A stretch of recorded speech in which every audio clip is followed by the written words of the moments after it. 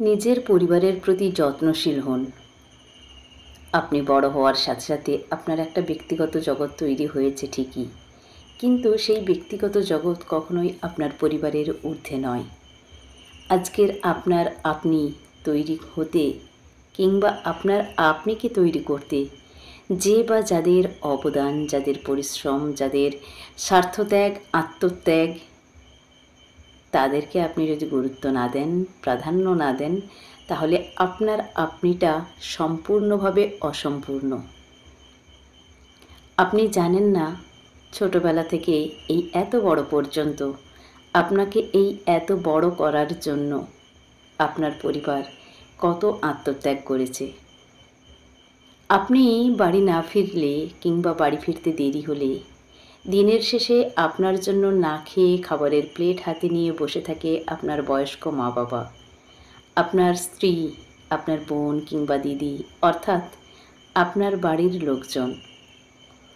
আবার আপনি কোনো সমস্যায় পড়লে, আপনার শরীর খারাপ হলে সবথেকে বেশি উৎকণ্ঠিত, সবথেকে বেশি শঙ্কিত, সবথেকে বেশি কষ্টে থাকে আপনারই বাড়ির লোকজন। বন্ধুবান্ধব নিশ্চয়ই থাকবে, কখনোই সেটা বাদ দেওয়ার মতো নয়, কিংবা কেউ কখনো বলেনি বন্ধুবান্ধব না রাখতে কিংবা ছেড়ে দিতে অথবা বাদ দিয়ে দিতে। তবে অবশ্যই আপনার পরিবার কিন্তু সবার আগে।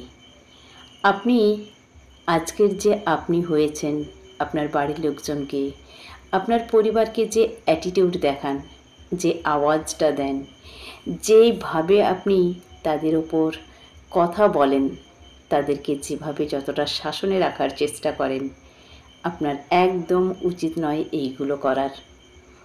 আপনার বাড়ি আপনার, আপনার বন্ধুবান্ধব এখানে থাকতেও আসে না, খেতেও আসে না।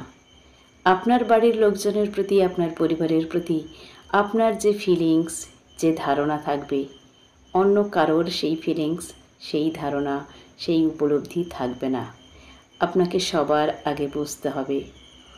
আপনি যদি না বোঝেন এই পৃথিবীর কারোর কোনো ক্ষমতা নেই, কোনো শক্তি নেই আপনাকে আপনার পরিবারের প্রতি এই সমস্ত অনুভূতিগুলো অনুভব করায়। আপনাকে বুঝতে হবে, আপনাকে ভাবতে হবে, আপনাকে দায়িত্ব নিতে হবে, প্রাধান্য দিতে হবে আপনার পরিবারকে। পরিবারটা আপনার।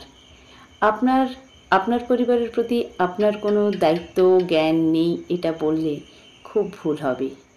আপনি যদি নিজেকে আপনার পরিবারের একজন মনে করতে না পারেন, যদি আপনি নিজেকে আপনার পরিবারের ঊর্ধ্বে ভাবেন, তাহলে আজকের দিনে এই দুনিয়াতে আপনি সবথেকে বেশি ভুল করছেন।